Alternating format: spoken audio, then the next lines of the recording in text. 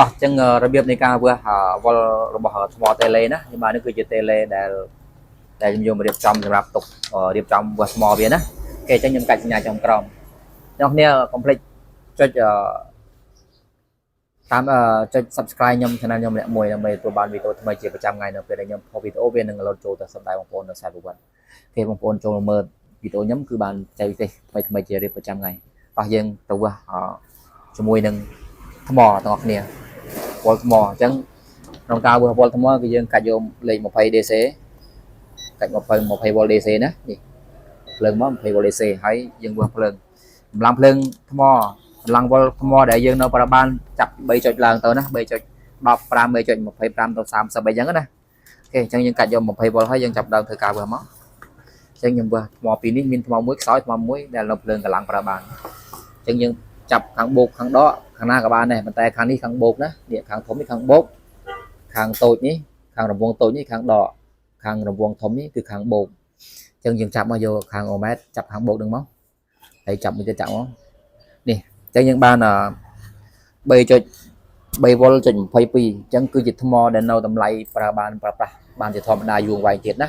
ហ្នឹងហើយបើសិនអ្នកនរចាក់យកខាងខ្មៅចាក់បូកខាងក្រហមចាក់ដកវាដំណើរការដើរធម្មតាដូចគ្នាតែ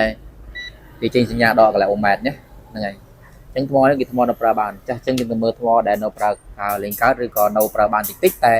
បំរុងនឹងអស់អញ្ចឹងយើងទៅវាស់វាអញ្ចឹងចាក់មក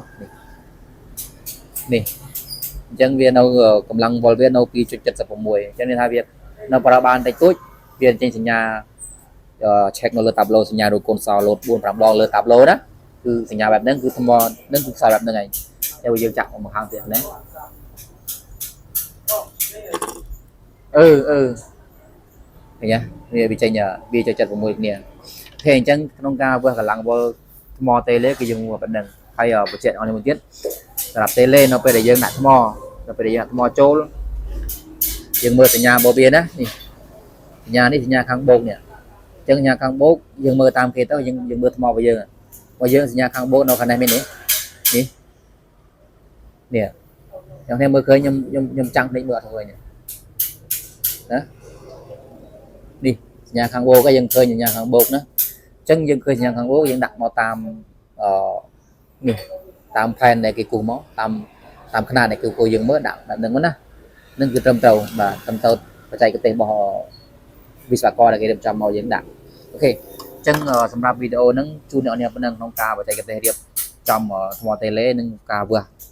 កម្លាំងវល់ថ្មតេឡេបាទកុំភ្លេចជួយ subscribe ខ្ញុំអ្នកមួយ channel របស់ខ្ញុំហើយនឹងជួយចុចបណ្ដឹងដើម្បីទទួលបានវីដេអូថ្មីជាប្រចាំថ្ងៃនៅពេលដែលខ្ញុំធ្វើវីដេអូផតទៅវានឹង alert ចូលទូរស័ព្ទដៃបងប្អូននៅខ្សែវត្តអរគុណជួបគ្នាវីដេអូក្រោយ